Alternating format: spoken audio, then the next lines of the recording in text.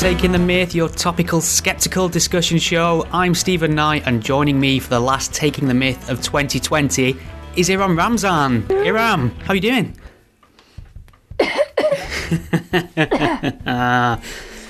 All right, kid. Yeah, right, basically. I survived the Rona. You got the Rona. I survived the Wuhan flu. I'm assuming you intentionally got it for research purposes for this show. That's your level of commitment, yeah. I am. Putting me to shame. I'm mega dedicated. Yeah, I think you really need to up the ante now. So we have a good whinge about COVID every time we record this, mainly the lockdown rules. Now we can actually get a first POV from an exclusive that you came down with the Rona. I think you might actually need to speak to my agent first, because he is really, really high. I assume OK Magazine I'm a survivor now. Are in a rights bid for your exclusive story. Heat Magazine. So what have you been doing, like licking rails on the tube or something? What's going on? How have you got COVID? Yeah, I just didn't realise how risky licking a door handle could have been. It is a hazard. That teaches me. It is, yes. Never again. Basically, somebody in my house got it. Oh, those bastards. We all got it. Basically, the only reason I found out was because we're getting tested regularly at work. Anyone who's asymptomatic can take a test, and they're rapid tests, so you find out within half an hour if you've got it or if you don't. And tell us about the test. How do they test? What's the process? It's mega disgusting. Basically, put a swab down your throat and then like right up your nose, and it is vile. I almost felt like I was going through a mummification process. You know how they used to stick a hook up your nose and then remove your brain through your nose that way. So that's kind of what I felt was happening to me. It's like I need my brain. I still need it. Please don't remove it. So yeah, they shove a horrible swab up your nose, and then they need it to sort of go down to your throat that way, and it's vile. It is absolutely horrible. So not something you'd recommend. But you have to do this regularly, even if you're not symptomatic. I gave it a 1-star rating. Yeah, so basically then I found out sort of half an hour later, oh my God, your pulse positive, and then I had to go home straight away. Like feeling like, carrying the plague or something. Got straight into my car, so I didn't contaminate anyone. Stop off at Barnard Castle on the way, just straight home, yeah? Well, I mean, I was tempted to, because, my eyes have been a bit funny lately. That is one of the symptoms, isn't it? I do need an eyesight test, definitely. So, I went straight home. Do not pass go. Do not collect 200. Went straight up in my room. And I was completely fine as well. I was completely fine until about a day later. And in the evening, I was starting to feel very, very tired and just couldn't do much. And then 2 days later, I just phoned my boss and I said, look, I can't work. I'm feeling really rough. My body was aching, and I just felt so fatigued. Any fever? So I didn't have like the usual symptoms. I didn't have a cough, didn't have a fever. How about a sore throat? Because that was one of the initial symptoms that was touted to look out for. Then I noticed it sort of slipped off the radar. It kind of got removed from all the NHS guidance. I didn't have that. So I was speaking to somebody on Twitter about this, and she said she didn't get the usual symptoms either, that maybe the guidance needs to be updated. But the thing is, everyone else in the house had those symptoms. So they all had a cough. They all had, a temperature that was going up and down. Mine was absolutely fine. I don't know whether it's because I'm just young and healthy or whether it was all the vitamin D that I was taking. I don't know what it was, but I was quite ill for about 2-3 days, and then after that I felt okay. And then 3 days later I lost my smell and taste, which was awful. Honestly, this year has been terrible. It's been a shit fucking year. It's been a dog turd of a year. Yeah, the only thing to look forward to really is stuffing your face with as much confectionery and junk food as possible, and then they go and take your goddamn taste away from you. I know. I mean, it's gotten slightly better because at the beginning I really couldn't smell or taste anything. and now there are certain things I can taste, certain things that I can smell. That's good, because some people just, I mean, you must have been a little bit worried, because some people just aren't getting their sense of smell and taste back. I've heard people months down the line who they're just living with it now. Yeah, definitely. So my friend... Kill yourself, wouldn't you? April, kill yourself. What's the point? I am stood on the ledge right now, Stephen. My friend got it in April, during the first wave, and she said she lost her taste and smell, and it's just not been the right since then. And I'm really hoping mine doesn't take that long. It's just because it's just really depressing not being able to taste your bloody food, What would you rather? Would you rather your taste never returned, but everything tasted like bubblegum? Could be a random flavour, not always the same flavour, but nothing tastes as it's supposed to, and it tastes like bubblegum. Or would you rather just not have any taste at all? I'm asking the hard-hitting questions on this show where I'm taking it up a notch. I don't know, maybe bubblegum. I'd rather taste something. Right. So you're there tucking into a sort of a coma and you get raspberry bubblegum, you'd be down with that? That's a very, actually, this is hard, This is hard. Difficult. Oh, this is what I do, Iram. Hard hitting. I guess it's better than nothing, though, isn't it? Imagine if everything just tasted like nothing, though. That's worse. Yeah, that's true, isn't it? So you survived. I'm assuming I survived COVID. T-shirts in the post, and yes. I mean, it does point to an issue that if you're relatively healthy, young, it's not the hindrance you'd imagine the focus of a global pandemic to be, considering all the measures we've taken. Has this in any way softened your views on lockdown, or are you even stronger in your opposition to the government's decisions? I just think, we're seeing lots of cases now, aren't we? Cases are rising, and there's apparently this new strain of COVID, and I think definitely something we should keep an eye on. I can see why they're worried, definitely. I'm not saying that we should just ignore it at all. But one thing that it does point to is that it could be seasonal, because all summer we had very low cases, and then cases started rising again as the weather turned cold. And you're seeing this everywhere else now. Sweden, which was seen as a bit of a haven during the pandemic, now seeing cases rise.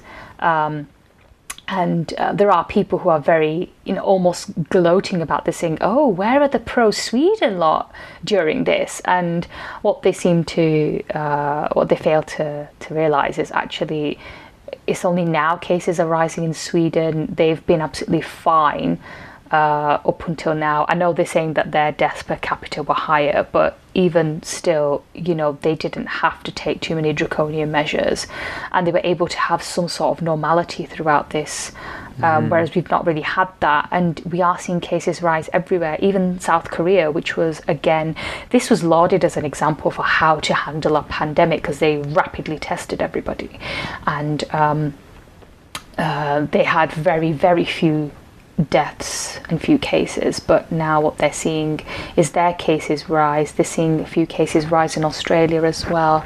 That might be because of foreigners bringing it in, I don't know. Bloody foreigners. Yeah. Coming over here, taking our sense of smell. Yeah, making everything taste like bubble gum. But it's interesting, this new strain thing, because, there's also been a new strain detected in South Africa, and they also had that mink mutation in Denmark, didn't they? I mean, we were like, fuck you, Denmark, and now we've got this strain. They're like, well, fuck you too. Fuck you too, yeah. Everyone's blacklisted us. We're like the pariah of the world now, on the global stage. We're just like the sick man of the world. Yeah, this is something that's going to dominate our attention for months to come, I think. So shall we turn our eyes to something that's not controversial at all?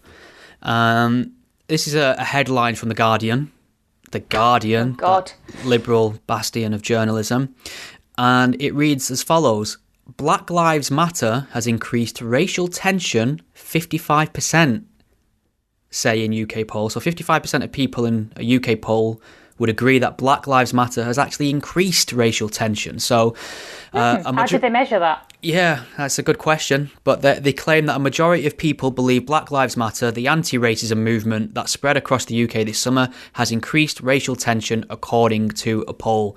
Now, I'm willing to believe that. That certainly chimes with my biases, so therefore I accept it as true. But I do think there's certainly a bit of substance to the idea that if you're constantly having a group that takes to the street under the banner of BLM and, puts graffiti on war memorials, calls for the end of, Western civilization, capitalism, the nuclear family, tells everybody we live in a white supremacist society and everyone who's white has a special magical privilege, and that therefore their opinion doesn't count. I think that's going to have an adverse effect in terms of public opinion. And I mean, I don't know if you've got anything to say about this poll, but it might be tied into what we saw at a British football game the other week, Millwall, the response to the players taking the knee. How do you feel about that, by the way? Because this seems to have been going on for months now, where professional sportsmen, before the start of a game, take the knee in support of BLM, or you can say anti-racism, but it was certainly in response to the murder of George Floyd. Do you think British sports teams should be kneeling because a man was killed in an American state in police custody? Yes. Yes. Done. I think you're all racist, and BLM has definitely made me hate white people more. So, no, I don't really. Oh, God, so there's someone... You couldn't hate them more. You couldn't hate them more, so therefore it's true. Yeah. It depends what they mean by, what has it done to racial tensions? It's made them worse? Yeah, increased racial tension. What do you mean by it's increased racial tensions? I'd like to know how they measured that. Maybe they're judging a few tweets based on that. Maybe a few colleagues have said, well, I don't get the point of taking the knee and why we have to protest about this. And, some Guardianista thought, racist. Yeah, so I don't think the poll's actually measuring increases in racial tensions. It's just asking the population whether they think Black Lives Matter has What is a stupid poll then? What a stupid poll. That's not measuring anything. It's measuring public opinion. It's not. Yeah, it's measuring your stupid opinion about something that you have actually no evidence for. Now, if the question had been something like, since the BLM protests, have you experienced more racism? Any prejudice or attacks or something? I'd get that. But this is just their opinion. Prominent black conservative commentators say they've dealt with more racism since the emergence of BLM. So I don't know what that says. But okay, well, if they have, and that's their experience, then that's really sad. They should not be going through something like that in this day and age. And sadly, racism and prejudice, they're still there.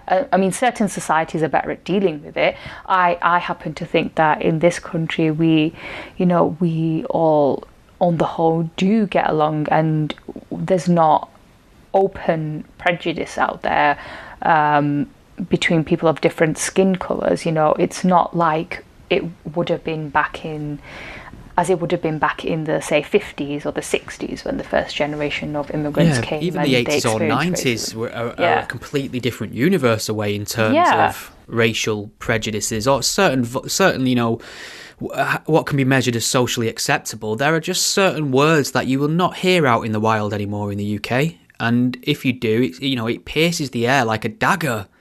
So I think I don't see any contradiction between acknowledging that we have made great progression on race relations in the UK. However, there are still issues, there are still racists, there are still prejudices that need to be addressed and combated. I'm all for that, but what I really don't like is this idea that things are worse than they've ever been in terms of our attitudes. They are.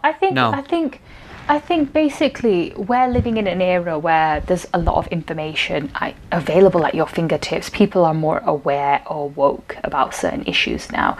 You focus more on these topics, And so if you're looking for it, you might find it. And if you're going to scroll through Twitter, then you might find, absolute trolls on there who will have really disgusting opinions. So for you, it's very, very real. But out there on the streets, can you honestly say that there's more racism? People have actually been physically abusive towards you because of your race. Violent racist attacks are rare, thankfully. Now, what happens is we get these polling data released in the papers that say, racist attacks are up by 70%, and you look at what they consider a racist attack, and majoritively, most of the time, it's mean comments online, which is still an issue, but that's a tiny minority of people.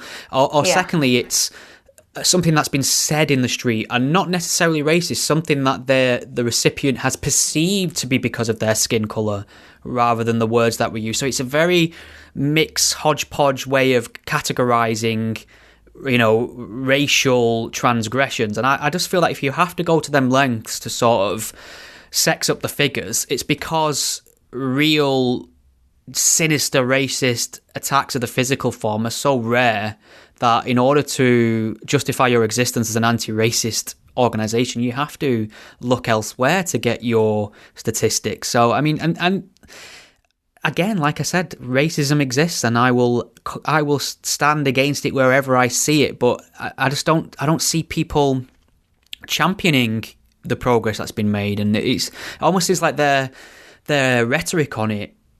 It almost feels like it could dial things backwards a little bit. Yeah. It's like when I was once talking to my uncle, and, he grew up in the 70s and 80s, and, he talked about how a lot of Asian teens had to just really be careful when they went out because there were racists out on the streets, thugs, skinheads, dark what they used days. to call packy bashing, and he said to me, like, your generation, you don't know, you've been born, like, go on and on about racism and prejudice. Like, when was the last time you lot had to arm yourselves on the streets because some skinhead groups were going around packy bashing? And he's got a point. He's right. Yeah. We don't have to deal with a fraction of what they went through, and they went through all that so that it wouldn't be this bad for us. And I'm not saying that isn't any racism or any prejudice, but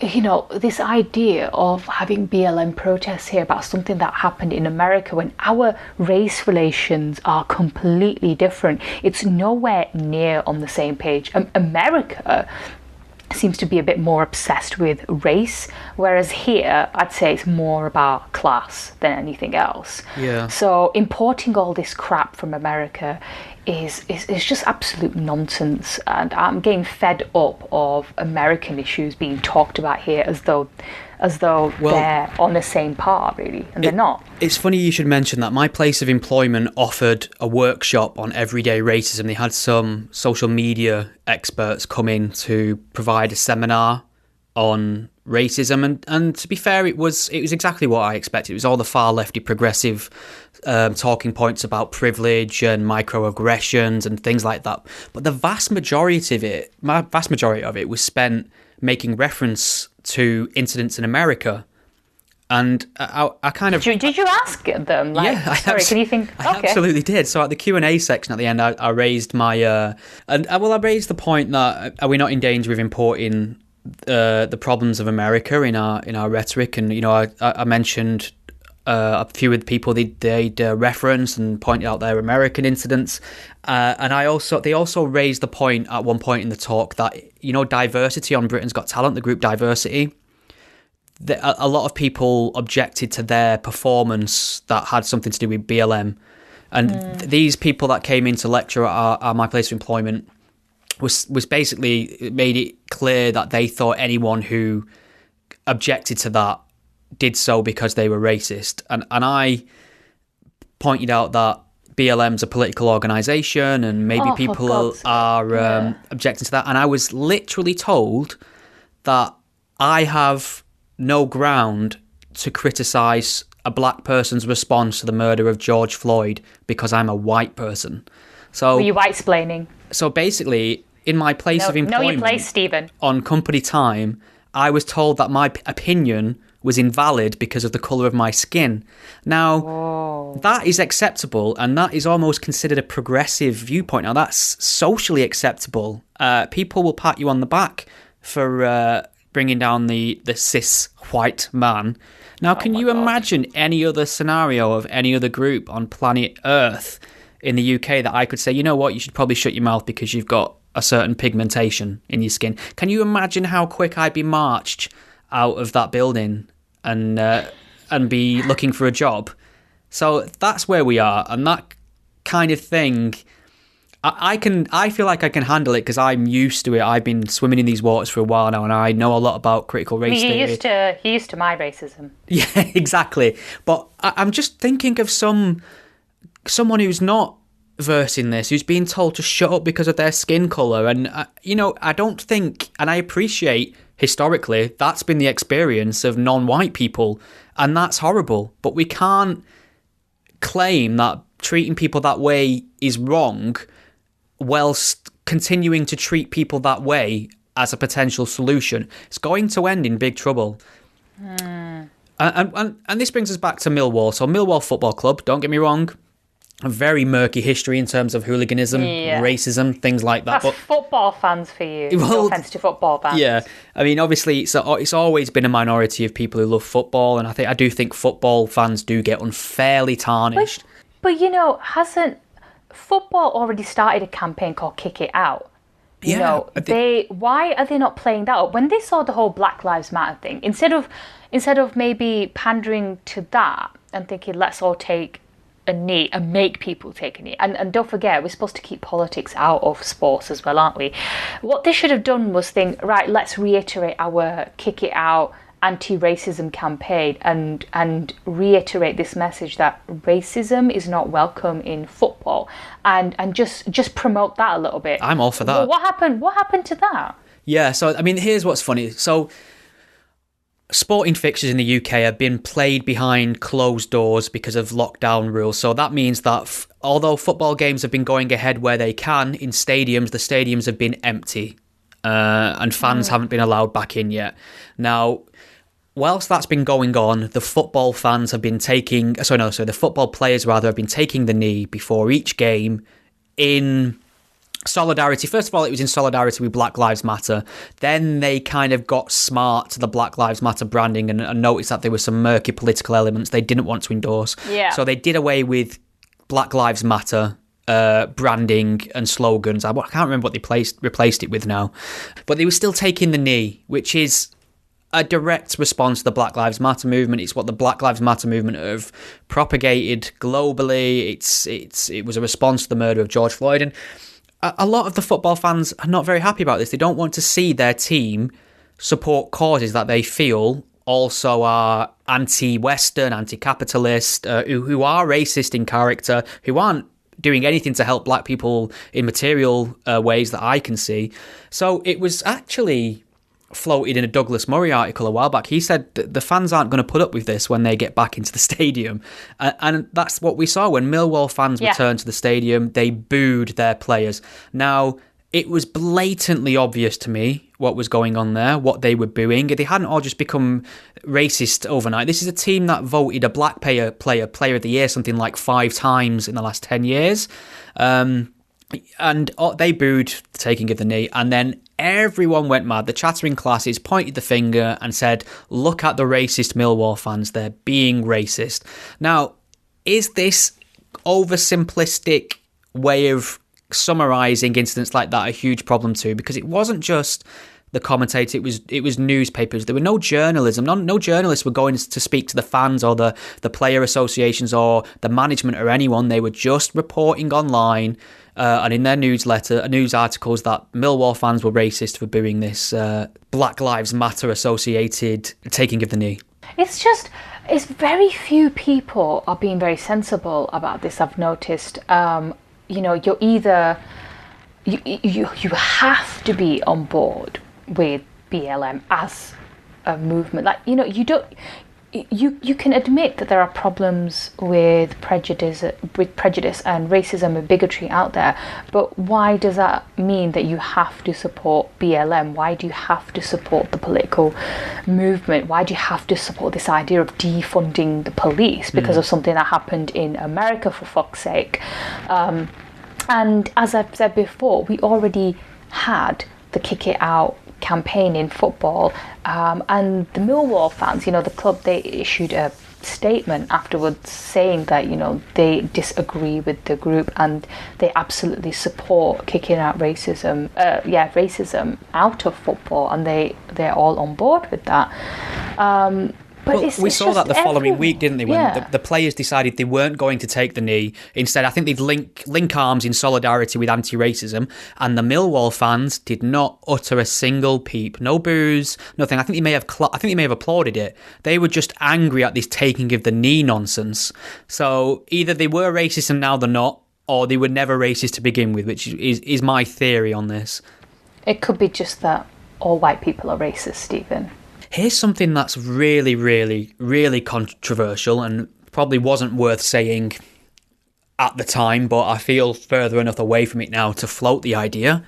But George Floyd wasn't necessarily killed because he was black. Now, that is objectively true, yet it's controversial because the assumption's made that anytime anything bad happens to a non-white person, it must be because of their skin. It's just like assuming every time a non-white person does something bad, it must be due to the colour of their skin. It's two sides of the same coin to me. This bad things can happen to non-white people. Horrible injustices that were faced by people like George Floyd can happen for reasons that are not related to skin colour.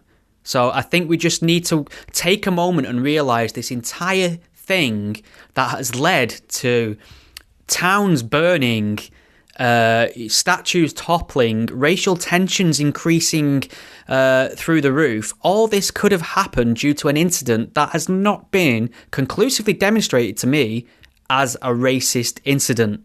Yeah, I would not be surprised if it is. But what are we going on? Where's the evidence here? I think we should sort of take our time here and be a bit more objective. We can all say it was a massive injustice. It should never have happened. It can't happen again. And then police officers deserve the full force of justice to come down on them. But to just assume he was killed because of the colour of his skin just doesn't convince me at this point in time.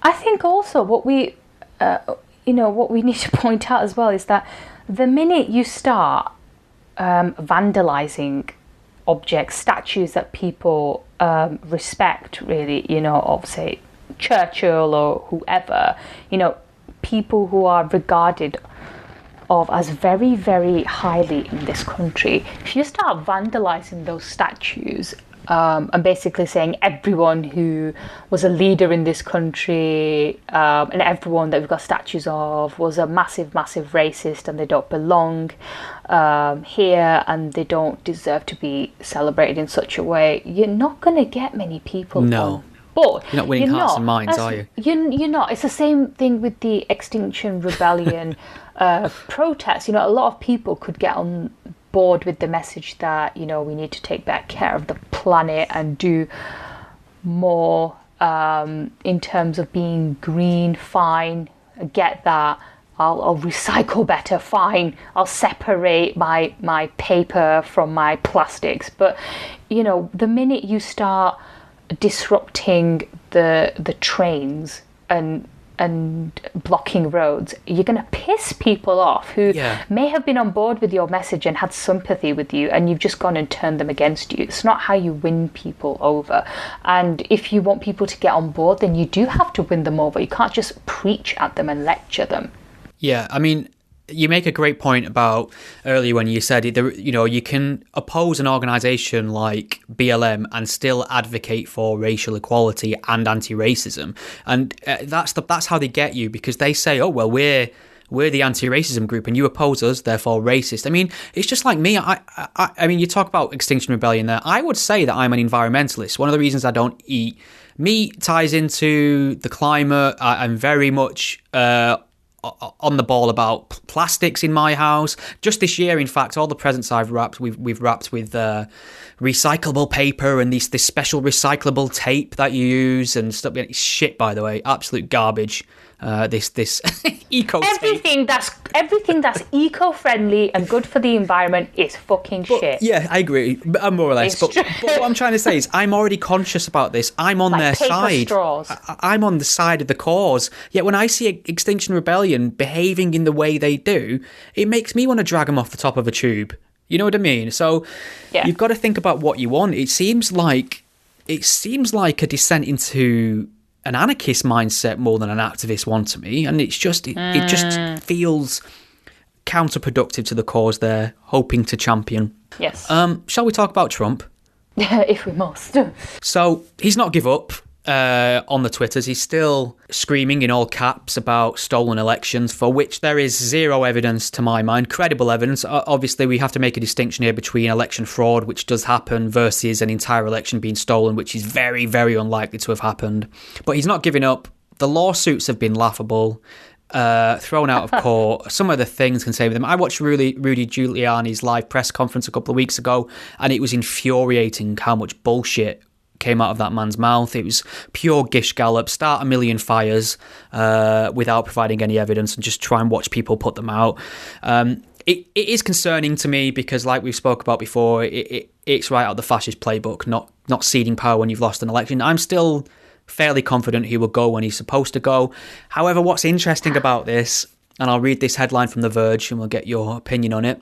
The headline is, YouTube will now remove videos disputing Joe Biden's election victory. Now, I think anything disputing Joe Biden's election victory is conspiracy theory at this point. However, I'm not sure how comfortable I am with the tech giants in Silicon Valley deciding what ideas and or conspiracy theories people are allowed to float on their platform. So where are you with this idea of misinformation? I'm not really sure, because the thing is, we all know that there's so much misinformation on social media, and I think Twitter has sort of addressed that in a way, hasn't it, with all their alerts on certain this articles. Claim is disputed. That's Trump's entire Twitter feed now, isn't it? Yeah, everything Trump says is disputed, and they do that when you want to retweet an article, and they say, "Have you made sure? Are you sure you've read the article first?" Yeah, fuck off. And yeah. Even if I hadn't, because I like this person. I do what I want, so, motherfucker. I'm going to retweet just to support, because it's my friend, But yeah. I like the headline. That's the only excuse I need. Thank you. I like the picture. Yeah. Right. This makes me look intelligent. Yeah. It's a very tricky one, because the thing is, once you start there, where does it stop? Because there were problems. There's always problems on social media where certain content is allowed to stay up, but certain videos or posts are flagged for various reasons, and it's because of a weird algorithm. So yeah, it's a problem. It's a new problem, isn't it? I know. It's a problem that needs to be addressed. Yeah. I really like to hear people's thoughts on how they can do it. I mean, is it a good thing to remove videos if something is factually incorrect? I mean, I think it's very hard to argue against that, really, isn't it? If something is factually correct, should it stay up? But then again, where does it stop? Because that's not the end of it. Yeah, mistakes will be made as well, because, like you say, it'll be an algorithm. There won't be somebody there manually reviewing videos. So I get loads of videos which will claim false information about, say, the vaccine and why we should be worried. But my issue is, if you remove that, then the people who believe it, or maybe they were sort of on the fence slightly, might think, oh, why are they removing this video? And the powers that be don't want us to listen to this. I wonder why that is. And then they'll look for it in a different source. So it's maybe it's an argument just for creating more awareness and having better information out there, rather than just a blanket ban. I could be wrong on this. Maybe the answer really is to actually just remove false videos. You're not allowed to say you may be wrong. You have to be 100% certain of your righteousness. That's what the internet's for now. You can't be all, wishy-washy about whether or not you're right and have doubt and be objective about things and weigh up both sides. You have to come down like a demagogue. Yeah, I don't know, but to doubt is to think, right? And it's a good thing to doubt. What was that saying? I doubt, therefore I think, therefore I am. Okay, so that means I'm right. There you go. Boom. Well, I mean, it's a great point, and I think what I'm usually, and I still am, I always fall on the side of free speech absolutism, and I think you should treat the public with the respect to sort out the nonsense from the fact. I mean, I know that's a big I thought ask. that throughout this whole pandemic, I thought maybe you should allow people to behave, exercise their common sense rather than just banning things left, right, and centre. And I don't know what the solutions are necessarily, but it's like in March, just before they locked everything down in the UK, a lot of people were starting to socially distance and stay at home, and I think people have been very, very cautious throughout this pandemic. And I think if they had just, I don't know, maybe if they had allowed people to exercise some common sense, we could have gone for policies that were more sustainable rather than constant lockdown and then get people out of lockdown, then lockdown again. And I guess the same with these videos and misinformation out there. You should give people the benefit of the doubt rather than just assume, oh, well, you know what, people are so fucking thick. They won't know. Actually, yeah, there are a lot of thickos, I know, but, But no, I mean, on a serious note, people, you should give them the benefit of the doubt. Otherwise, what kind of cynical society are you living in then? Yeah, and I suppose my issue and what gives me pause for thought is, what are the stakes? So if you have somebody propagating conspiracies about Area 51, just the most nonsense you can think of, or, the government's put in mind control substances in the water, batshit crazy stuff like that. You think, okay, fine, you have your little tinfoil hat corner and the rest of us will just go about our day.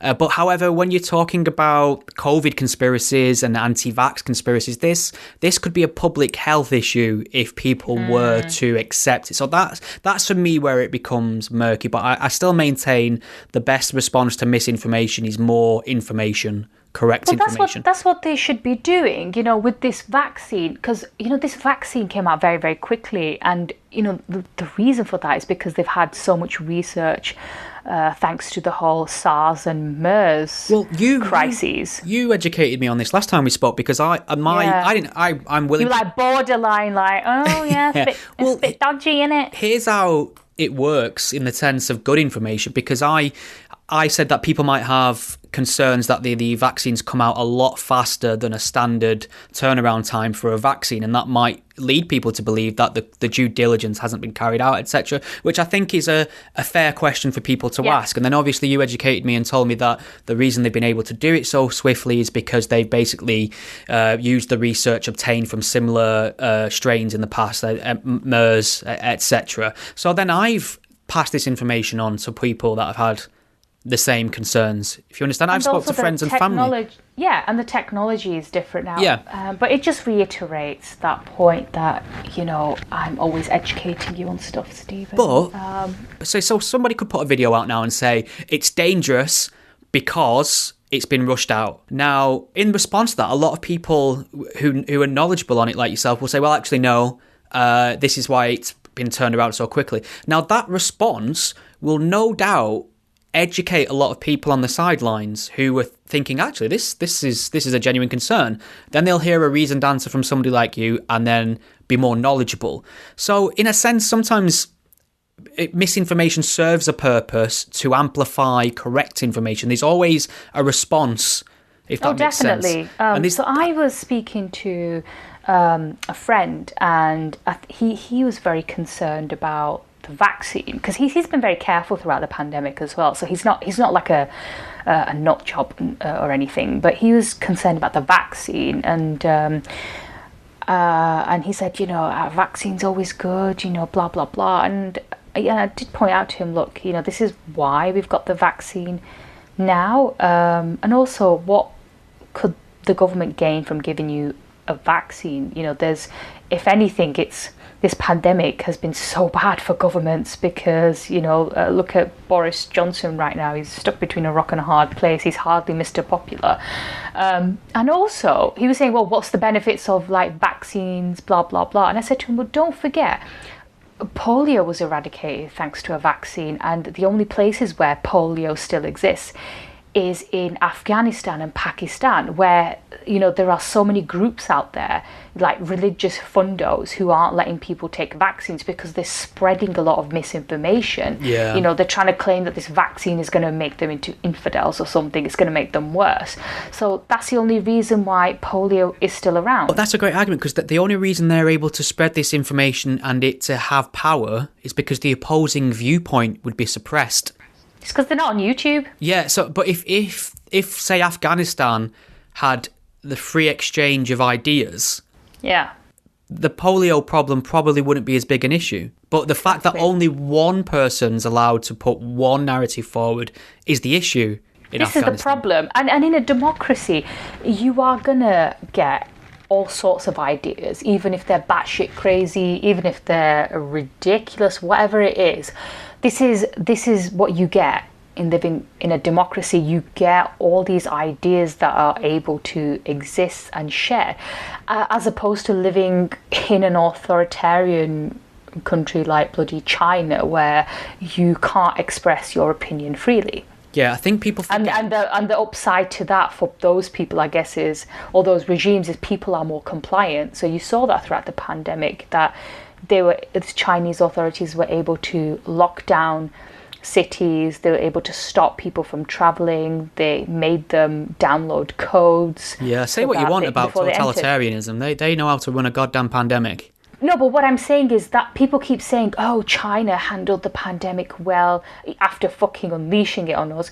But that's the reason why they were able to do that, because people can't exactly object to it, can they? They were able to lock down because they have so much power over their citizens. Whereas here, because of democracy, whether you like it or not, people can object. Yeah. And actually, on the whole, the vast majority of people in this country did support strong measures. Yeah. So, but, I mean, there's this idea, and John Stuart Mill, I think, proposes this the most eloquently, and that's the idea of living truth.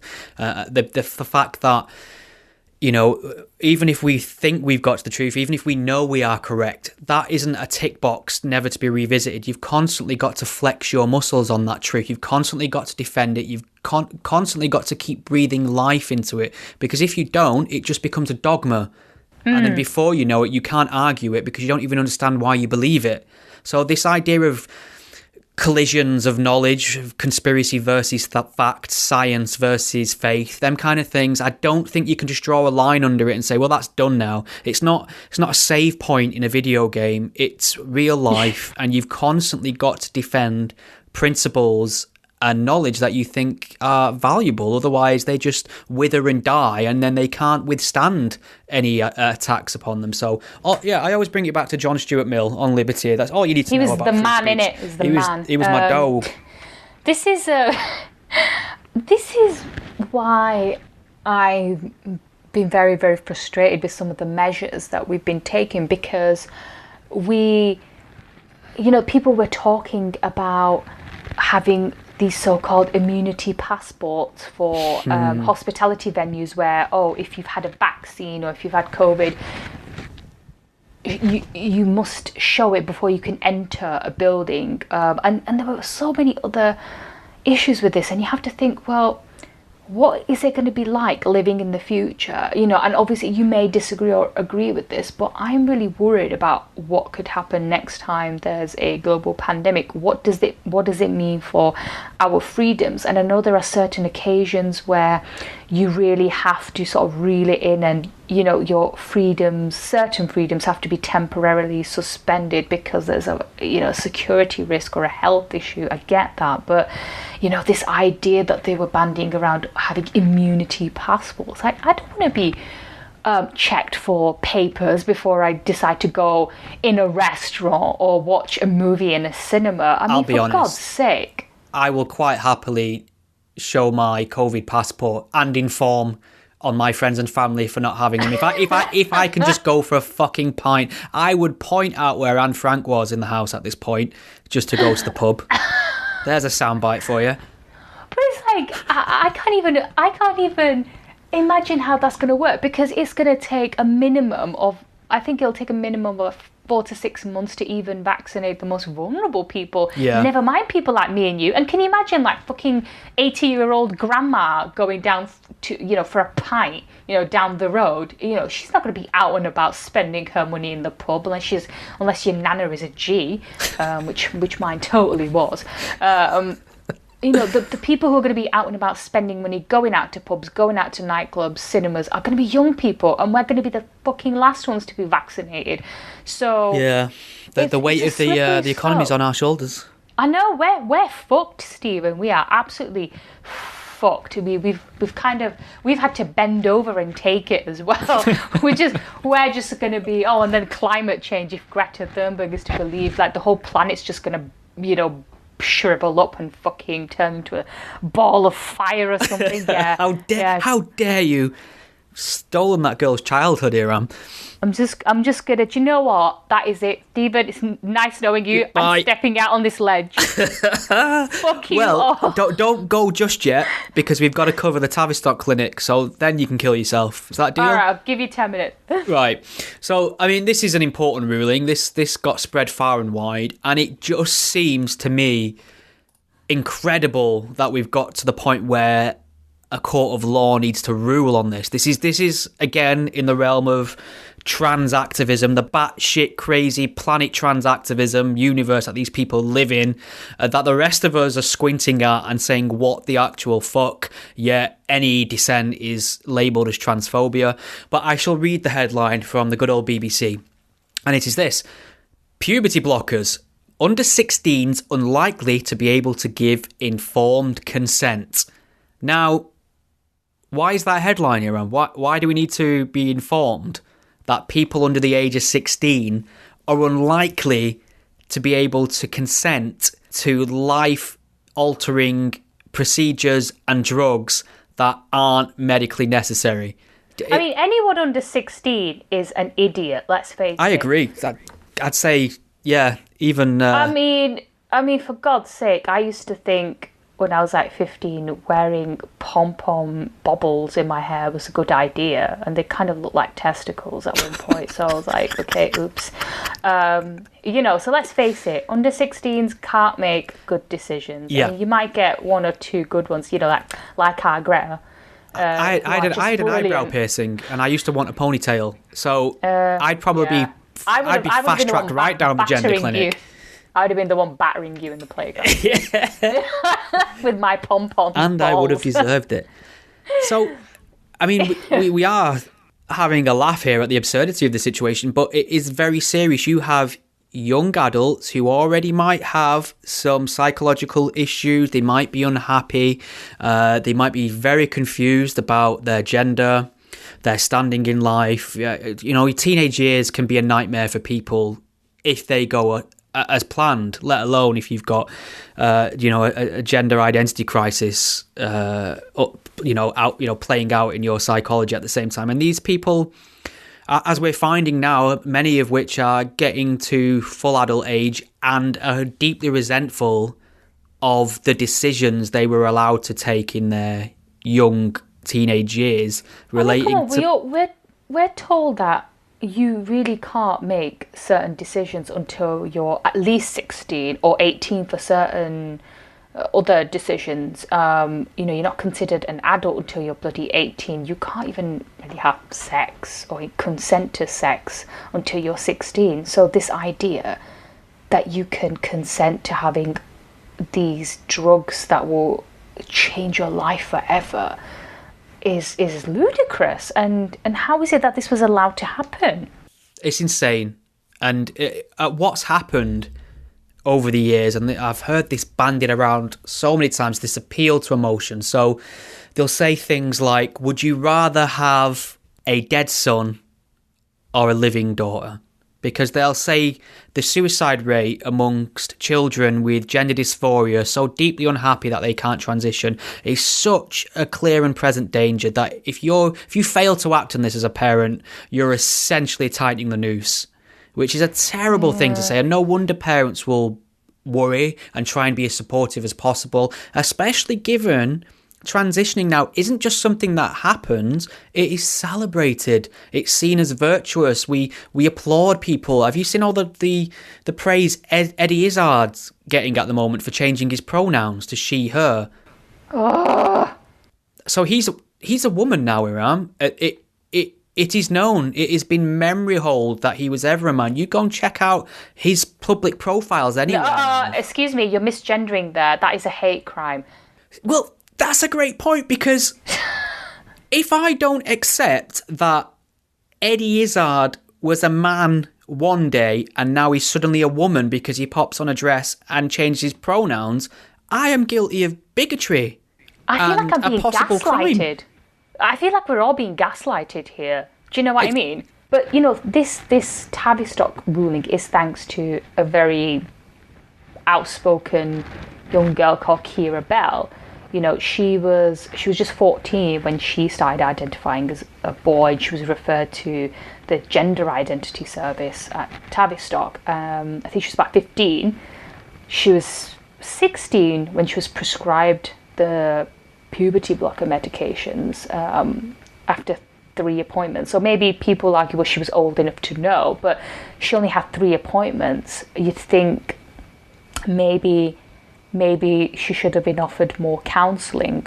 But I think the other issue was the NHS previously claimed that the puberty blockers are fully reversible. But in June this year, apparently they quietly changed the advice on the website and said that, I don't know, I think they said that there are some issues with these puberty blockers. You know, the long-term effects include loss of fertility and sexual function, and you know, this is your young girl. She's adult now, who she's got so many issues with her body because of these hormones that she was taking, and I really feel for her. Yeah, you know, what kind of life is she going to have? I mean, I'm focusing very much on the effects because I think they're very consequential, but obviously I have nothing but compassion and concern for the people who they are. I mean, these people suffering from gender dysphoria, I mean, they are, the distress is real. The emotional weight of it is real. And I think they should be given all the support available. I just don't necessarily think they should be pushed down the route of irreversible medication and processes at such a young age, because we all know people's minds change about things. Just ask anyone who's ever had a fucking tattoo. I know it's not exactly the same. I'm not comparing gender dysphoria to making a bad decision with a tattoo. This young lady, she had a double mastectomy. You know, she got rid of her breasts, and she thought having that done would alleviate this gender dysphoria she was having, and it didn't. And she regretted it a year later. She now, her voice now is deep because of the testosterone she took, and she's got scars from her surgery. And she's reverted back to her biological sex now. As well. She's a she-her now. She's she-her, but she temporarily transitioned to a male. The article says she argued the clinic should have challenged her more over her decision to transition to a male as a teenager, because it's shockingly easy to be put on that path. It's not like these people have been put on this path after months and months of consultations and tests and evaluations. It can be as little as 3 appointments for a life-altering medical intervention that is not medically necessary from a health or a life perspective. I mean, I suppose you could make some good arguments that maybe it is, that I'd be happy to listen to, but it's just it's so tragic when it's people so young at the start of their lives making these kind of decisions that can have drastic consequences further down the line. I just think we need to put the brakes on a little bit, be a little less celebratory of anything and all things that puts the trans banner on it, and just have a look at things objectively, scientifically, logically, sensibly. Well, that's been the problem all throughout this, you know, that you allow people to indulge in certain fantasies and don't check, don't have a reality check. And what's happened now with this Tavistock ruling is this has been like a massive fucking reality check that, oh, hang on a minute, you can't do this to children. This was absurd. This should never have been allowed to happen. It's been a massive wake-up call. But this is what happened. This has been allowed to happen because of the way society has been progressing. And in the name of so-called progressivism, it's like we kind of just allowed all this to happen, that you can just say that you're a woman, or you can just say you're a black man, and that's it. It makes it true. If you genuinely are distressed and you think you're in the wrong body, I can understand how that must be distressing for you and painful for you. And anybody who once they're an adult and able to consent to things, and they do still think they're in the wrong body and wants to live life in the opposite sex, if they want to, fine, absolutely fine. And you deserve to be treated with some dignity and respect. Absolutely. I think when it comes to children, it's a different case, and I think I just hope that this is a step in the right direction, and it means that people won't allow such ridiculous things to happen, all in the name of being progressive and woke, because this isn't progressive at all. It's actually the opposite. I suppose the question is, do I need to accept that Eddie Izzard previously described himself as a transvestite or crossdresser? Do I have to accept now that he's identifying as a woman that makes him a woman? Can you magic into existence a female identity by mere pronoun changes? Am I a bad person? Sorry, am I a bigot if I instantly look at someone like Eddie Izzard and every fibre of my being and intuitions and sight and sound tells me that's actually a man? Am I a bigot? But I mean, this isn't to say that I don't respect his choices. I would fight for his right to identify with women. He identifies as a woman. I'd even use his pronouns. It's no different from me to somebody saying, actually, can you not call me Jess? My name's Jessica, or something like that. Yeah, fine, I get that. I'm a polite person. I'm civil. Should I now say this is a woman? This is a woman. Do we need to have a conversation about how we define a woman? Simply changing your pronoun and saying, call me Jessica or whatever, you might think, oh, that suddenly makes you a woman, but, we need to accept biological realities. I'm not saying biology is destiny and whatnot, but, all these people who suddenly want to identify as women, you weren't born a woman, you weren't raised as a woman, you did not have to suffer certain things because you're a woman. If you were raised as a man, you don't know what it's like to go outdoors at night. I can't escape that male privilege, can you? It is true. There are certain things that men can get away with, and obviously there are certain hardships that men go through that women won't. I admit that. Men do a lot of dangerous jobs as well. Men are more likely to die of a heart attack, for example. I mean, I'm amazed you have hearts, but anyway, that's a different subject.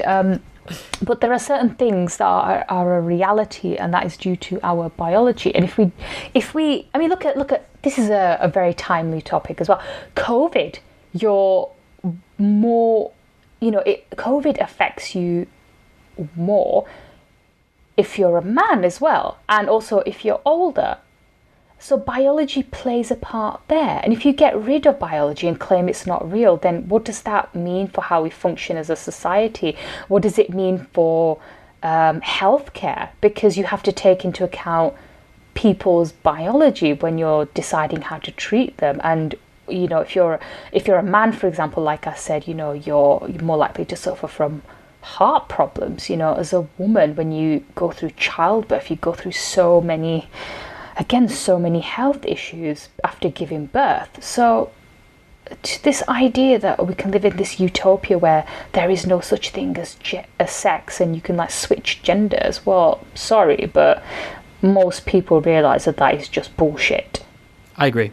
And stop and breathe. This conversation will dominate the discourse for generations to come, I think. I fucking hope it doesn't. I hope people just wake up and see common sense, because, you know, sometimes it's like I said, it almost feels like you're being gaslighted. And if you know, and then if you think differently, you're like, am I wrong? Am I being the racist?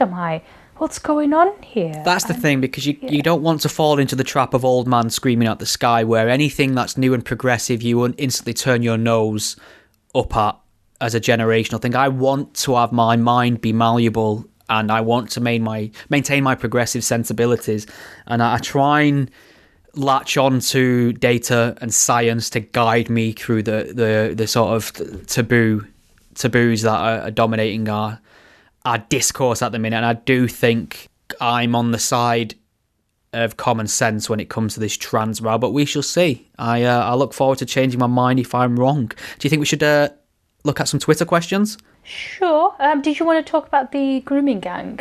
Oh yeah. So we can very briefly go into that. Okay, well, do you want me to just do a quick segue into topic. it? Oh, fuck it, let's carry on, professionals. No one's listening at this point anyway. Who's listening at this point? if you're what's the what's the test hashtag? of your taking the myth commitment? Hashtag. So you have to do a hashtag symbol and then type the word hashtag. Anyway, so we did want to address the Grooming Gang report, and this is something you and I have spoke about endlessly over the years. Initial reports, especially ones produced by Quillian, which has come under its fair share of criticism as well, suggested and seemed to be quite compelling in pointing out that men of Pakistani descent, British Pakistani men, were disproportionately overrepresented in child gang grooming cases. And for a while, the Home Office were carrying out an official report. They said that they weren't going to release it to the public for a while. They said it wasn't in the public interest. A lot of people rightly kicked off a stink about that. And it's finally come out, and it's been reduced. Been about 18 months. Yeah, 18 months. Yeah. And 18 months we've waited for this report, and it's basically inconclusive. Yeah, so go ahead. Tell us what the issues are with the way they've approached this report and what they've concluded. So basically, you know, a lot of people who have read the report have just described it as a bit of a whitewash, haha. The sole conclusion, or in-conclusion rather, was that, quote, researchers found that group-based CSC, child sexual exploitation, offenders are most commonly white. Get out of town. Did you know? I know, in a white majority country. Wait a minute. Vast majority of no, are you saying that in a place where there is a majority of one thing, that majority will be responsible for most things? I know, it's just this, you know, brand new information. I mean, I'm no statistics master, but, you know, I think I can get my head around that one. So basically, in her foreword, Priti Patel, Home Secretary, she acknowledged how some studies have indicated an overrepresentation of Asian and Black offenders. However, it is difficult to draw conclusions about the ethnicity of offenders as existing research is limited and data collection is poor. This is disappointing because community and cultural factors are clearly relevant to understanding and tackling offending. Wow, that's a lot of words to basically. We don't want to poke that sweet at nest. It feels to me like they're saying we really don't want to poke at that nest. So basically, this was Sajid Javid's idea, you know, when he was Home Secretary, and he, being of Pakistani background himself, he's just said, you know, these men, they're sick paedophiles. You know, I'm really ashamed that they share my background and my religion, and I really want to look into this, and I don't want it to be a whitewash, and haha, it is. It's just, you know, Dan Hodges from the Mail on Sunday wrote about this, and he said it's just, quote unquote, another appalling abdication of responsibility by officials and a system that has again failed the countless victims of Britain's Asian grooming gangs. Now, a lot of people when the Home Office report came out, they were very cheerful, namely people from the Muslim Council of Britain, because, duh. And they were saying how, this played into far-right tropes. They claimed Muslims were grooming gang members and they were all overrepresented, and basically all Muslims are pedos, blah, blah, blah. And so they were very happy with this report. And it's like the original report by Quilliam. It didn't say that all grooming gang members are necessarily Pakistani or Muslim, and that they're more likely to be abusing girls. It just said that where the data was available, because as we know, the police didn't necessarily record everything correctly. It didn't know their background or their ethnicity all the time. So a lot of data is missing. So that's where the Home Office is right. However, where the data was available, there were certain patterns that were obvious. Now, does that necessarily mean that we're saying that only Pakistani men are likely to be grooming gang members and abuse white women? No. Of course not. But I don't think anyone's ever made that argument. No one who has read anything on this has made the argument that this is exclusively a Pakistani issue. The issue is, one community is disproportionately overrepresented, and are there reasons to be concerned about that? Are there conclusions we can draw from that? Cultural reasons, religious reasons, etc. And a lot of victims of these gangs, apparently, they're not very happy with this. Of course. And I'm not surprised, to be honest with you. I think the problem was that they were saying was that they've not necessarily been consulted on this. I think Sarah Champion, who she's a Labour MP for Rotherham, where one gang was based. She says she was going to fight Priti Patel over this. She's not very happy with this either. But yes, as I said, the victims were not happy with this at all, and you have to really wonder whether the victims were consulted on this, why exactly and if a lot of the victims aren't happy with this, then there has to be something to it.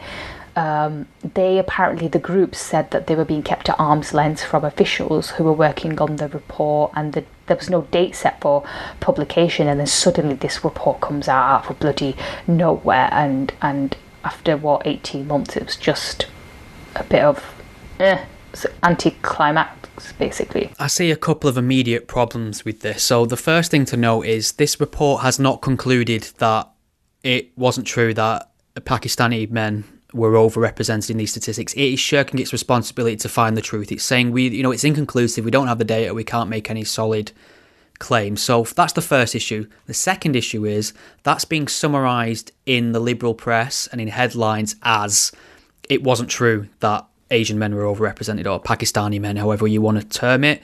So then that's also being used to attack activists who first brought this problem to our attention, who actually went on record and publicly said that we do have an issue of Pakistani men being overrepresented. They're getting attacked now based on this report as called liars. And when that's not true, the report's concluded no such thing. So it just seems like the government have said, how can we draw a line under this? How can we be seen to be addressing this problem while simultaneously not really addressing it? That's what it feels like to me. And that's a great disservice to the general public, because the general public know what's true. The general public have eyes. They've been following this. They know what the patterns are. People are thick. They don't know anything. We can't trust them with anything. So it's just one of them things where I can't see this helping anyone, certainly not the victims now. And like you say, Muslim interest groups, your soft Islamist groups like the Muslim Council of Britain are probably having a field day with this, and various others. And it's just one hell of a letdown, really, isn't it? I mean, I don't like the idea that one particular community might be disproportionately represented in these statistics, but I'd very much like to know what's true. That? Nobody wants that. I'm of Pakistani background and Muslim background. Do you really think I like seeing their faces plastered all over the news when they've been abusing girls. I mean, for fuck's sake, it's sometimes it does feel very personal, but you can't bury your head in the sand. And obviously we're not saying one group is responsible for all this, but you have to identify the problem, and when you do, you can start addressing that problem and come up with some effective solutions. Otherwise, what's the fucking point? And what's the point of coming up with this report? What's it going to achieve? Absolutely sweet FA. Agreed. We'll have to wait and see what responses are sent that way in response to the findings or lack of findings of this report. So that's that. Should we see what's on Twitter? A few questions. Have you got time for a couple of questions? Go on then. Let's do 3 quick questions, shall we? Let's see what we've got. So, Hyder Mahmood, my very first ex-Muslim guest, actually, lovely chap, has asked, I know you guys... That's a massive beard on the guy. That is a spectacular beard. If I could grow a beard like that, I certainly would. If people haven't seen Hyder's profile image, it's probably one of the most luscious, impressive beards you could possibly imagine. I forgot what the question is now. I'm just staring at it. Or is it staring at me? It's hard to say. Anyway, he's asked, I know you guys are both avid TV and movie watchers. I'd love to know your favourite shows or movies you've seen this year. Much love to both of you. Thanks, Hyder. Hope you're well. Quickly for me, it's been a pretty crap year for movies for obvious reasons. I really enjoyed a horror movie called Host. You can get that on Shudder, but it's getting a physical release in February. Long story short, the premise is a bunch of mostly young girls are having a Zoom call because it's COVID lockdown restrictions, so it actually uses the lockdown as part of the backstory, and they decide to invite someone in to do a seance. And this is it's presented to you as a real-time Zoom call, and spooky things start happening. In the genre of, say, Blair Witch, things like that. And normally I don't go for them kind of things, but this generally made me tense. I really enjoyed it. The women in it, the performances are amazing, and they have to be. If you're doing something where you're almost portraying a real-life event in a documentary style, if you're acting as though it's found footage, if you get that performance wrong, the entire thing falls apart, and they nail it. So I enjoyed that. The Host, check that out if you can. And TV series The Mandalorian, just for pure childlike glee and escapism in the Star Wars universe. They're my 2 picks. Iram, what you got? Don't be giving me no Bollywood shite. Oh damn, actually I did watch a documentary called Bollywood Wives, which was pure fucking trash, but anyway. In a good way. Good trash or bad trash? It was 50-50, to be honest with you. And they were like C-rate celebs, actually. Their husbands weren't that well known, to be honest with you. So they were kind of really chavvy, and oh God, I really wish they would not speak English, because they just murdered English and English swear words just to sound cool. Anyway, I watched Tehran on Apple TV.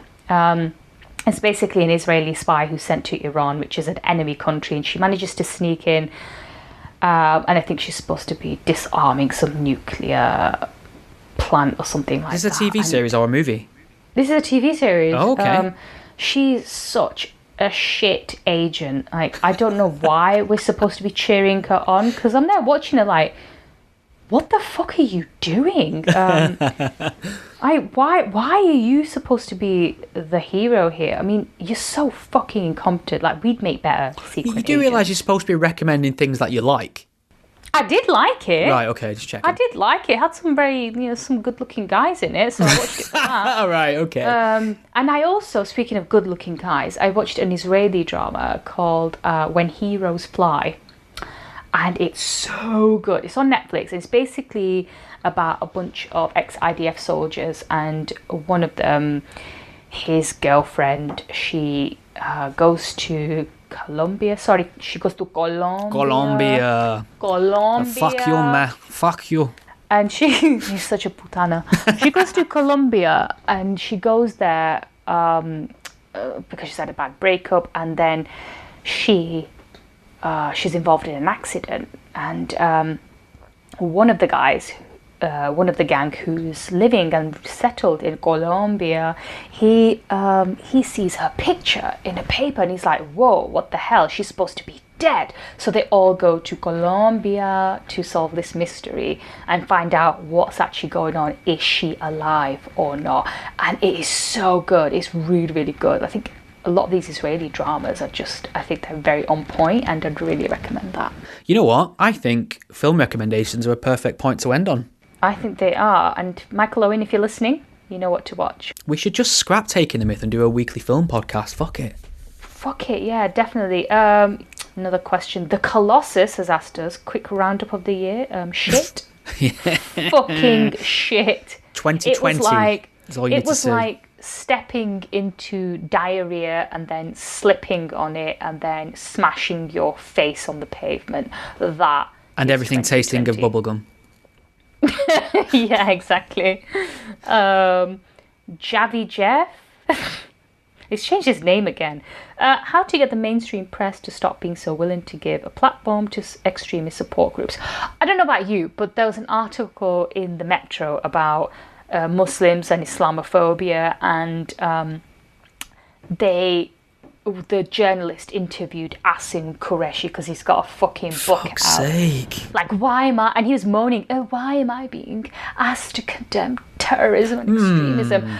Gosh, I don't think it's got anything to do with the fact that you're on camera out there basically advocating jihad or something. Yeah, tends to raise alarms. Do you know it's like sometimes this whole Islamophobia thing, sometimes you think, yeah, maybe, I know there's a lot of prejudice out there against Muslims, but then you have something like this and you think, oh, for fuck's sake. And then the same thing with the very, very famous writer Julie Burchill, who got into a Twitter argument with Ash, literally a communist, you idiot, Sarkar, who got into an argument about Islam for some reason, and she was talking about Muhammad's first wife, the age of her, and I think she was referring to Aisha, who wasn't his first wife, but she was apparently age 6 or 9.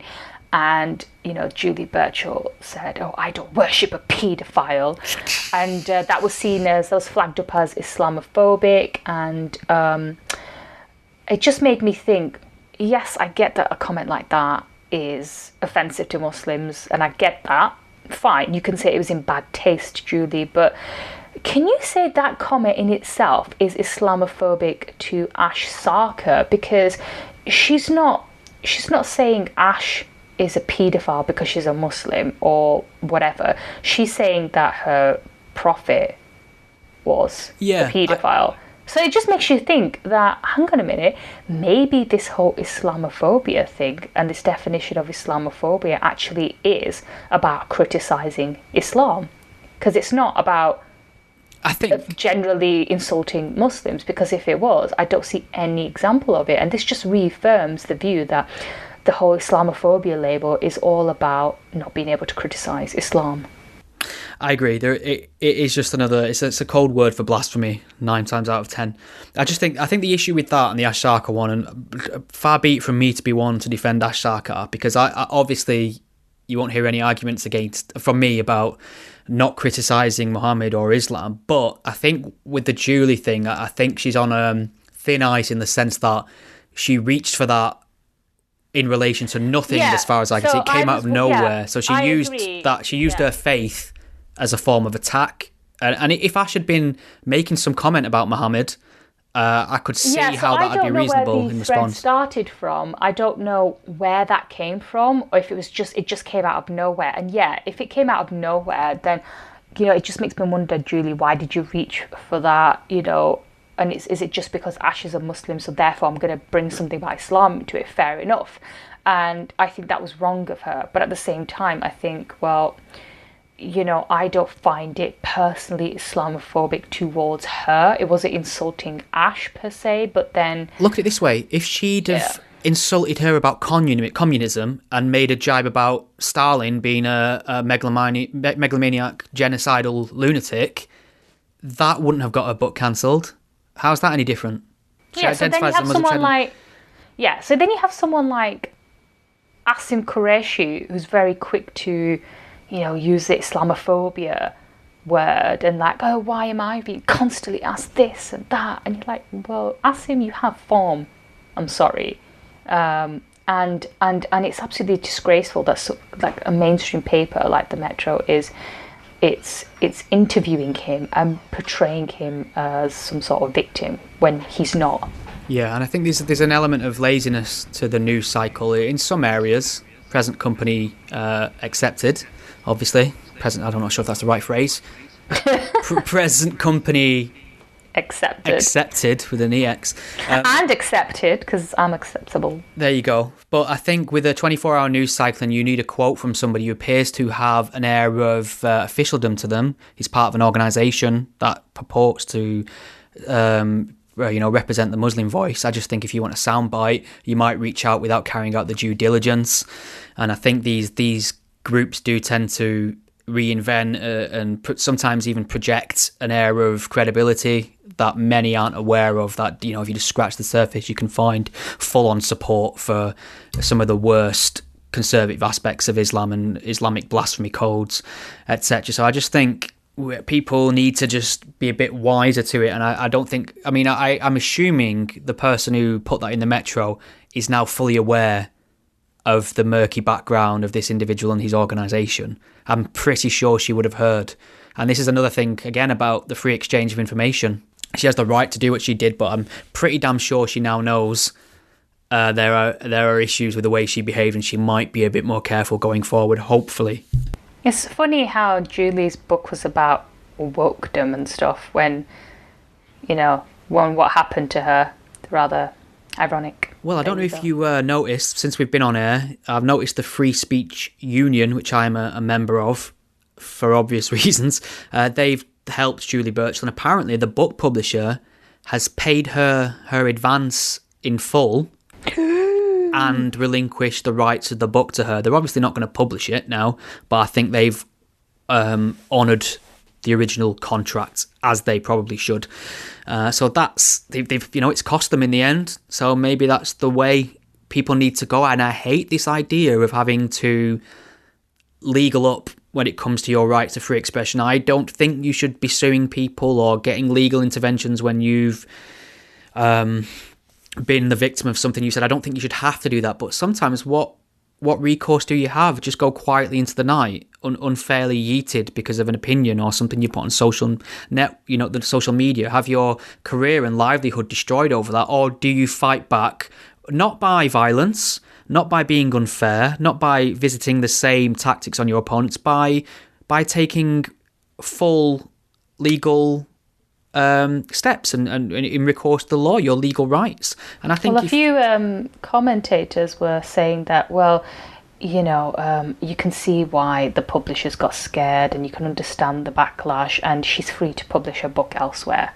Yeah, but I think the issue is they've entered into an agreement with her, so it depends what that contract is. It's the same to me when a student union or a university will announce a speaker, and that speaker's booked, and there is enough interest for it to justifiably be booked, and then a handful of people will kick off on social media, they'll get scared, and they'll ban that speech, or they'll deplatform that speaker. And I don't think once you've invited someone, you should rescind that invitation based on social media backlash. I certainly don't think that decision should be made on behalf of the people who've invited them by a mob. I don't think they should get to decide what other people get to hear. Never give in to the mob. Yeah. Right. I think we've pretty much put the world to rights.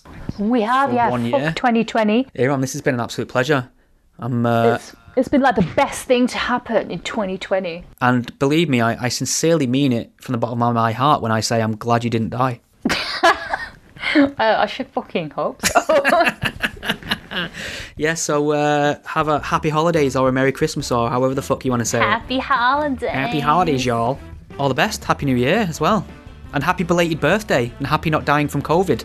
It's been a busy end to your year. Thank you for listening to the Godless Spellchecker podcast. The podcast is a one-man operation produced in my spare time away from my day job, and I love making it for you. If you enjoy what you hear, please consider lending some support. The show is entirely listener supported. I don't sell anything, I don't run ads, and given the alternative and unpopular focus of my content, it's very unlikely to find a sponsor. So there are a number of ways you can support and chip in and help improve the show and give me more time to produce more content. You can become a patron supporter and pledge a monetary amount per month or per episode by visiting patreon.com/gspellchecker. If you can't lend monetary support right now, don't worry, there's other ways you can help the podcast too. You can share it on your various social media networks, or take a moment to leave a review wherever you listen to it. Your support is massively appreciated. Thank you. Think we've all learned something here today?